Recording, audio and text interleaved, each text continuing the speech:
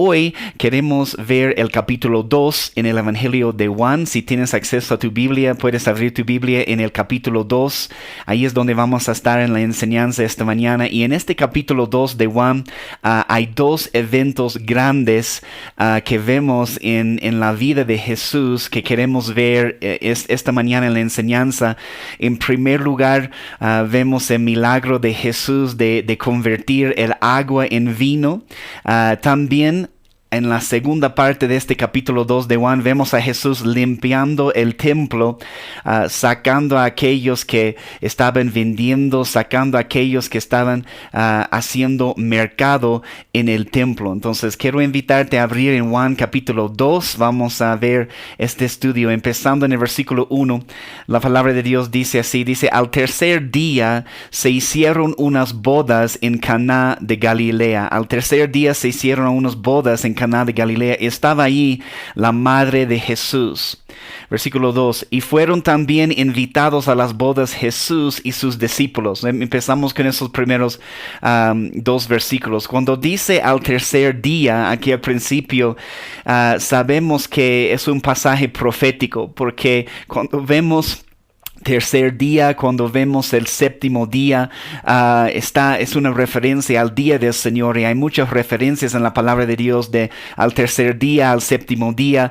No vamos a buscar todas las referencias en este momento, pero te animo a hacerlo, a buscar tercer día, buscar séptimo día, porque nos habla espiritualmente sobre el día del Señor, la venida del Señor. No se olviden que muchas cosas que suceden en la primera venida de Jesús va a suceder antes de su segunda venida en los últimos tiempos. Entonces, desde el primer versículo aquí en Juan 2 nos pone en un contexto profético para los últimos tiempos. Entonces, este milagro que Jesús hace es algo que Él hará también proféticamente en los últimos tiempos, en los últimos días. Y vemos aquí al principio de capítulo 2 este primer milagro registrado de Jesús que sucede aquí en las bodas de Caná de Galilea.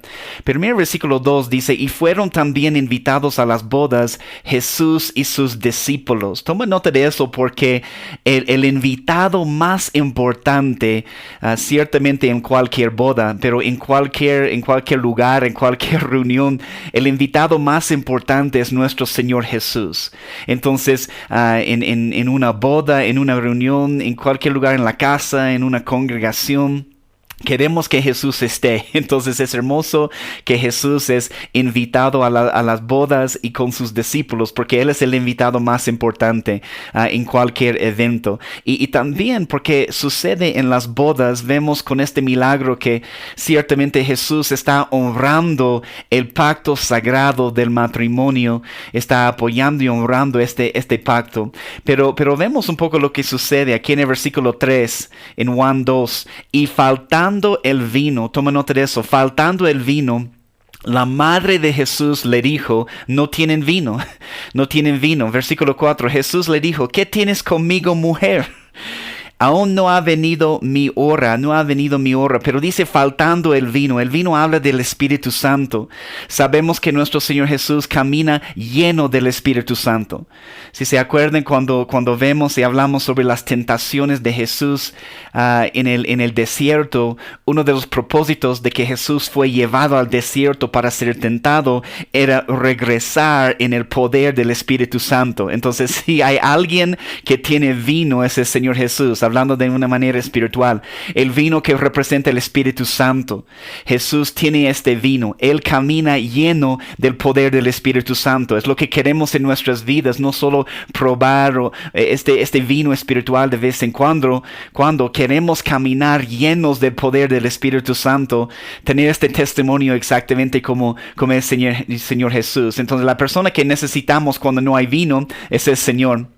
Y su presencia en el lugar es lo que derrama más del Espíritu Santo sobre nuestras vidas. Entonces queremos estar en su presencia, queremos estar donde Él está. Entonces, esa es la situación aquí en este primer milagro. Faltando el vino en la boda, Jesús responde, ¿qué tienes conmigo, mujer? Y él dice, aún no ha venido mi hora. Pero es muy interesante también para tomar nota. Quiero que tomen nota de eso. Es interesante que este primer milagro que Jesús hace, este primer milagro sucede para satisfacer alguna urgente necesidad. Y lo mismo sucedió cuando hacemos una comparación un poco con el Antiguo Testamento.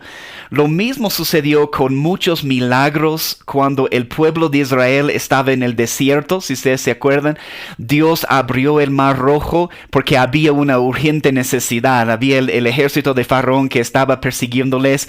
Había una gran necesidad y vemos un milagro tremendo de abrir el Mar Rojo. También cayó maná del cielo en el desierto porque hubo una urgente necesidad de provisión. Salió agua de la roca en el desierto porque hubo una urgente necesidad. Qué interesante ver que este primer milagro de Jesús aquí en Juan 2 sucede cuando hay una urgente necesidad en esta boda porque no hay vino. Entonces, faltando el vino, una vez más Jesús dice, aún no ha venido mi hora. Entonces aquí Jesús no había lanzado su ministerio público todavía. Es en realidad el comienzo de todo este ministerio. Pero esta interacción entre su mamá y Jesús es muy interesante porque él dice, aún no ha venido mi hora. Y mira cómo responde a su mamá en el versículo 5. Su madre dijo a los que servían, y quiero que presten atención y tomen nota de esta frase, haced todo lo que os dijere. Subraya eso, haced todo lo que os dijere. Es lo que su madre dijo a los que servían. Entonces ella dice, cualquier cosa que Jesús dice, hazlo. Y yo creo que es uno de los puntos muy importantes que queremos recibir hoy en esta enseñanza en el capítulo 2, es cualquier cosa que Jesús dice, hazlo. Obvio, tenemos que asegurarnos que estamos escuchando la voz de Jesús, que estamos recibiendo las instrucciones del Espíritu Santo, pero cualquier cosa que Jesús dice, hazlo. Es una revelación para nosotros, porque tenemos que ser obedientes a su palabra, obedientes a lo que Él quiere hacer en nuestras vidas. Hay un pasaje también, toma nota de eso en Lucas capítulo 6, 46 a 48.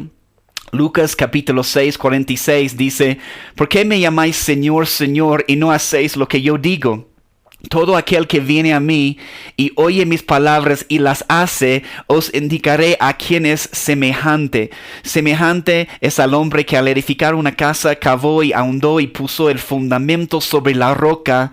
Y cuando vino una inundación, el río dio con ímpetu contra aquella casa, pero no la pudo mover porque estaba fundada sobre la roca. Entonces es muy importante este principio de obediencia a la palabra de Dios. Y qué fuerte esta frase de María, que ella dice, haced todo lo que os dijere. Y esa es una de las cosas que tenemos que recibir en esta enseñanza, escuchar la voz de Jesús, ser obedientes y hacer lo que Él dice. Pero qué interesante que Jesús dice, aún no ha venido mi hora, pero María dice, sí, es tu hora, hijo, hay una necesidad, es tu hora, ¿cuánto tiempo más vas a esperar? Y vemos un tipo de intercesión aquí.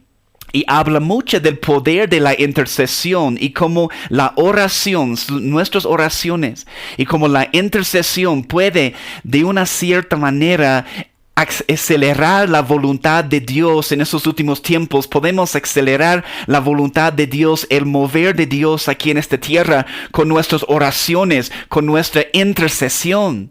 Eso es lo que vemos, porque hay una hermosa imagen en Apocalipsis capítulo 8 de un ángel que tiene una copa de incienso que representa también las oraciones de los santos. Y hermanos, esta copa se tiene que llenar de esos últimos días. En Apocalipsis 8, por ejemplo, versículo 3, dice la palabra, otro ángel vino entonces y se paró ante el altar con un incensario de oro, y se le dio mucho incienso para añadirlo a las oraciones de todos los santos sobre el altar de oro que estaba delante del trono. Entonces dice, tiene este incensario con esas oraciones de todos los santos. Hermanos, tenemos que con nuestra intercesión, con nuestras oraciones, tenemos que llenar esta copa en los últimos tiempos. No podemos dejar de orar, no podemos dejar de interceder, porque esta copa que el ángel tiene, se tiene que llenar. Entonces, pero es muy importante el poder de la oración, el poder de la intercesión. Es como que su mamá está diciendo, sí, es tu hora, hijo, es tiempo de hacerlo. ¿Cuánto tiempo más vas a esperar? Y es tiempo de empezar tu ministerio, ¿no? Entonces, mira lo que sucede después. En el versículo 6, la palabra de Dios dice, después de que María dice, haced todo lo que os dijere, versículo 6, y estaban allí 6 tinajas de piedra para agua. Entonces, toma nota de eso, estaban allí 6 tinajas de piedra para agua, conforme al rito de la purificación de los judíos, en cada una de las cuales cabían 2 o 3 cántaros. Entonces, aquí vemos que hay 6 tinajas. El número 6 habla del número de hombre, y tenemos en cada tinaja aquí básicamente, haciendo el cálculo, básicamente 90 a 130 litros de agua en cada tinaja. 90 a 130 litros de agua. Entonces tenemos 6 tinajas aquí, el número 6 que habla del hombre, que habla de nuestra naturaleza carnal. Y uno de los principios poderosos que vemos aquí es que Jesús transforma nuestra naturaleza carnal y quiere llenarnos con su naturaleza divina. Nos llena ¿con qué? Con el agua de la palabra. El agua representa la palabra de Dios. El agua representa la presencia de Dios. Y como vamos a ver en un momento, nosotros somos estas tinajas que Jesús quiere llenar. Y quiere llenarnos con el agua de la palabra de Dios, y quiere después convertir este agua en vino, Y mira lo que dice después, cabían 2 o 3 cántaros. Jesús les dijo, llenad estas tinajas de agua, y las llenaron hasta arriba. Déjame solo seguir leyendo un poco aquí del pasaje en Juan 2. Las llenaron hasta arriba. Entonces les dijo, sacad ahora y llevadlo al maestresala, y se lo llevaron. Cuando el maestresala probó el agua hecha vino, sin saber él de dónde era, aunque lo sabían los sirvientes que habían sacado el agua, llamó al esposo y le dijo, todo hombre sirve primero el buen vino, y cuando ya han bebido mucho, entonces el inferior. Mas tú has reservado el buen vino hasta ahora. Tomo nota de eso. Tú has reservado el buen vino hasta ahora. Otro principio, hermanos, que tenemos que recibir aquí en el capítulo 2 del Evangelio de Juan, es que tenemos que anhelar el mejor vino. Tenemos que anhelar el mejor vino que Jesús está reservando para los últimos tiempos. Tenemos que clamar, tenemos que orar, tenemos que interceder para que Él pueda derramar este buen vino, el mejor vino en los últimos tiempos. Jesús está reservando el mejor vino para el final, ¿no? Entonces sé que el pecado se está aumentando, las tinieblas se están aumentando en la tierra, pero podemos tener confianza esta mañana que Jesús está reservando el mejor vino para estos últimos días. Y tenemos que anhelar el mejor vino. Es parte de ser pobre en espíritu, que vemos en Mateo 5 en las bienaventuranzas. En Mateo 5:3 la palabra dice, bienaventurados los pobres en espíritu, porque de ellos es el reino de los cielos. Anhelar el mejor vino es parte de tener hambre y sed de justicia. Igual en las bienaventuranzas, Mateo 5:6 dice, bienaventurados los que tienen hambre y sed de justicia, porque ellos serán saciados. Entonces creo que tenemos que tener esta postura en nuestro corazón, hermanos, agradecerle a Jesús por lo que Él ya ha derramado sobre nuestras vidas, agradecerle a Jesús por lo que Él está derramando sobre nuestras vidas en este tiempo, pero también entender que hay mucho más que Él quiere derramar sobre nuestras vidas, hay mucho más que Él quiere derramar sobre nuestras familias, hay mucho más que Él quiere derramar sobre las naciones en estos últimos tiempos. Entonces tenemos que clamar, y Jesús dice, aún no ha llegado mi hora, no, pero María dice, sí, es tu hora, hijo, es tiempo de hacerlo, vamos. Entonces con su clamor, con su deseo creo con sus oraciones, con su intercesión, puede mover la mano de Dios y acelerar el mover de Dios en los últimos tiempos. Hermanos, con nuestras oraciones, con nuestro clamor, podemos acelerar el mover de Dios en esos últimos tiempos, y debemos estar clamando: Señor, derrama el mejor vino, derrama el mejor vino. Estamos agradecidos por todo lo que has derramado a este punto, pero sabemos, Jesús, que tú tienes más. No, entonces el número 6, una vez más, es el número de hombre. Entonces hay 6 tinajas aquí que dicen la palabra, 6 tinajas que están aquí, pero también hay otro hombre, hay otra tinaja que está presente aquí en esta historia, y quiero que puedan entender quién es la 7ª tinaja aquí. Es nuestro Señor Jesús.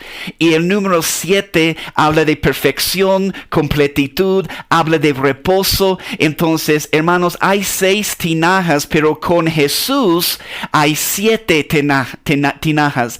Él es la 7ª tinaja, y con Jesús hay perfección, y Él es una tinaja, la mejor tinaja, llenos de aguas vivas. Entonces ellos no tenían vino, pero Jesús es una tinaja que siempre está llena, que siempre tiene el poder del Espíritu Santo en su vida. Entonces me encanta también, estaba haciendo esta comparación, solo quiero lanzar eso y mencionar eso a ustedes que van a estar recibiendo esta enseñanza, pero me encanta comparar también la comparación entre estas tinajas, y también si hay 6, pero con Jesús hay 7, perfección, comparar estas tinajas con la cantidad de esposos que la mujer samaritana tiene en Juan 4.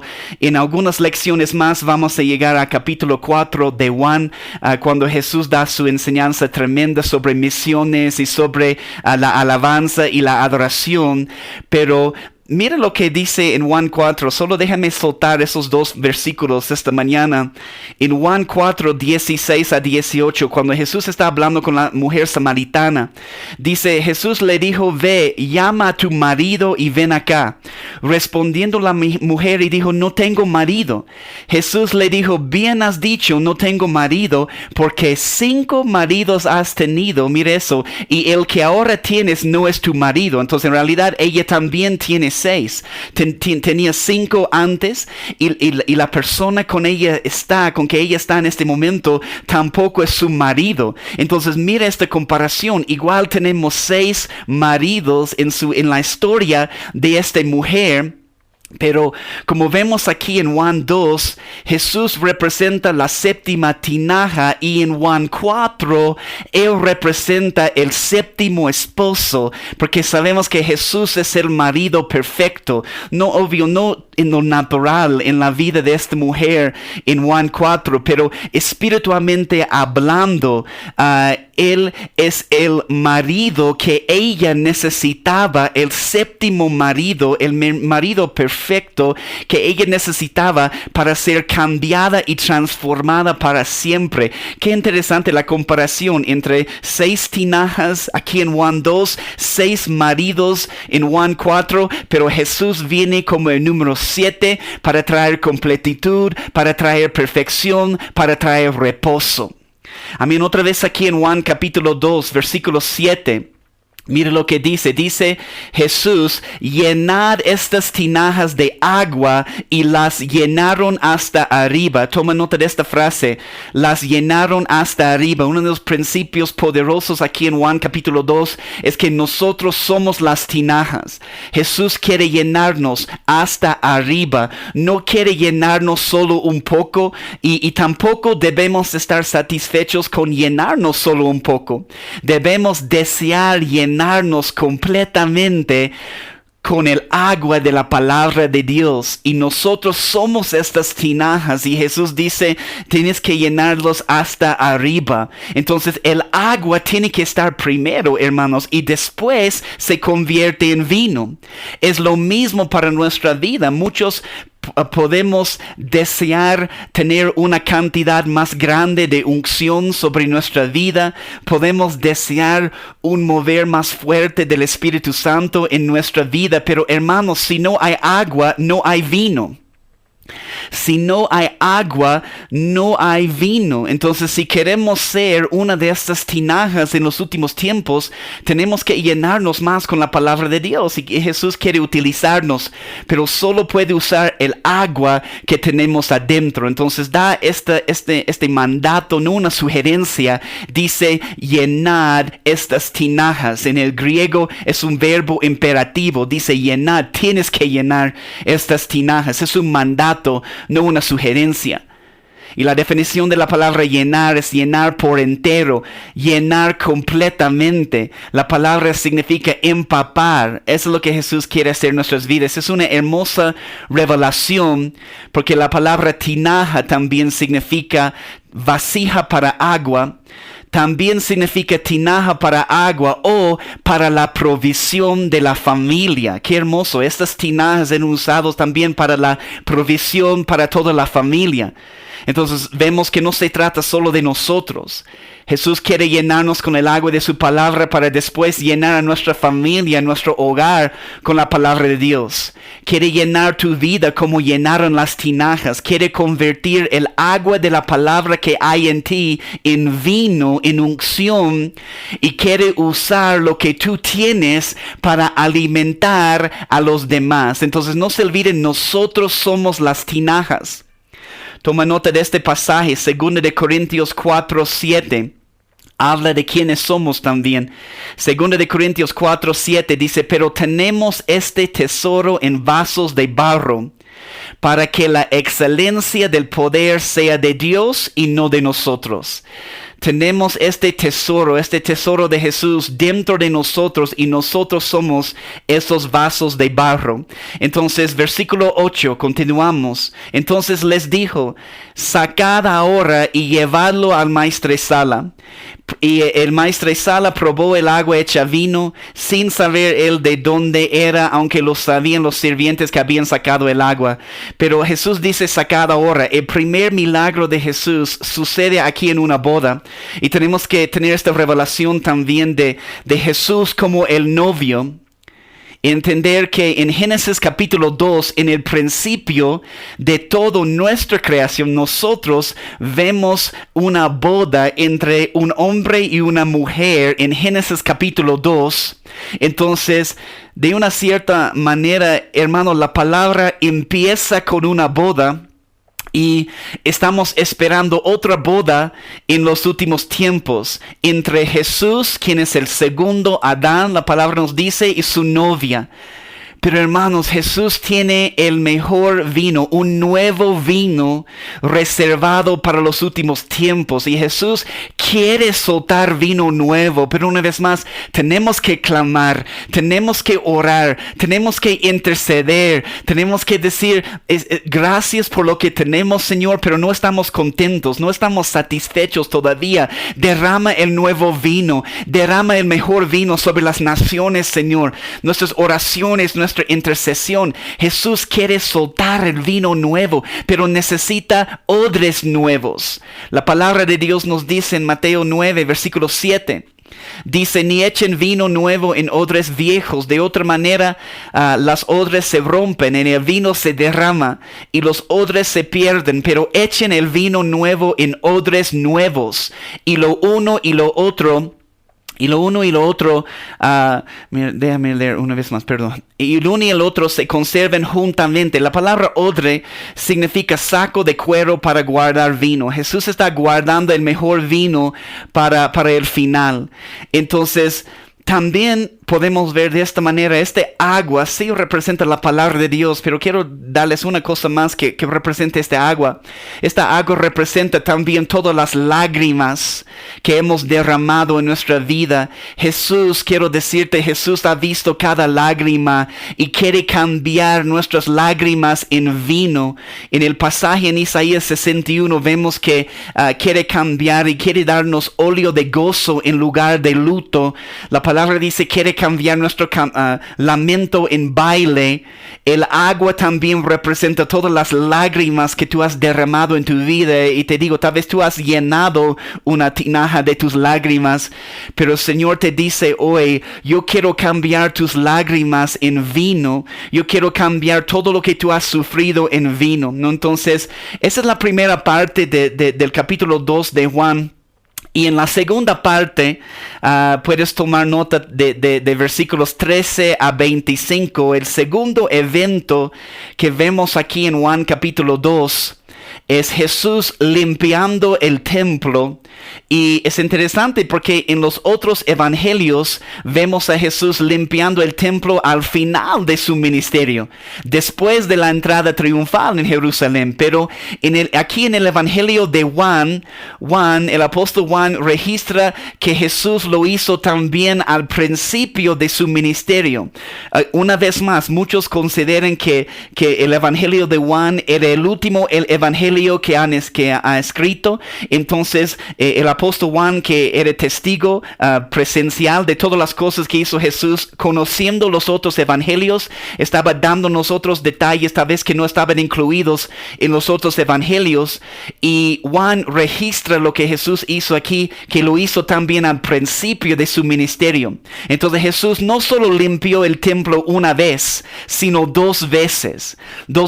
Y hay una revelación en lo natural de lo que Jesús hizo, pero también entendemos que nosotros somos el templo del Espíritu Santo. Entonces muchas veces Jesús necesita entrar en nuestro corazón para limpiar el templo, para limpiar nuestra vida, para limpiar nuestro corazón, porque todos tenemos áreas en nuestro corazón donde todavía necesitamos ser limpiados. Entonces miren lo que dice aquí en el versículo 14. Dice Jesús, y estaba cerca, versículo 13, la Pascua de los judíos, y subió Jesús a Jerusalén, y halló en el templo a los que vendían bueyes, ovejas y palomas, y los cambistas ahí sentados. La palabra templo aquí, toma nota, se refiere al atrio de los gentiles. El templo tenía un atrio grande que se llamaba el atrio de los gentiles. Tal vez sabes que la palabra gentiles habla de las naciones. Entonces, este lugar que Jesús limpió no era cualquier lugar. Y era algo serio, porque habían convertido el lugar en un mercado donde estaban comprando y vendiendo. Y era el lugar, escúcheme bien, era el lugar donde las naciones deben adorar a Dios. Entonces, todas las naciones siendo libres para poder adorar a Dios es algo muy importante para Jesús. Y por eso no era un chiste, era algo serio lo que él hizo, porque han convertido el lugar que debe ser el lugar de alabanza de las naciones, lo han convertido en un mercado. Entonces, habían quitado el lugar de los gentiles donde ellos debían adorar a Dios, y Jesús no estaba feliz porque él vino para rescatar y salvar a todos, judíos y gentiles. Sabemos eso en la palabra de Dios. Entonces, después de sacarles, y dice, quitad de todo esto, aquí no hagáis de la casa de mi padre casa de mercado. Versículo 16. Versículo 17, entonces se acordaron sus discípulos que está escrito, el celo de tu casa me consume. Mira esta frase, el celo de tu casa me consume. Es una referencia a Salmos 69, versículo 9. Salmos 69, versículo 9, donde dice, porque me consumió el celo de tu casa.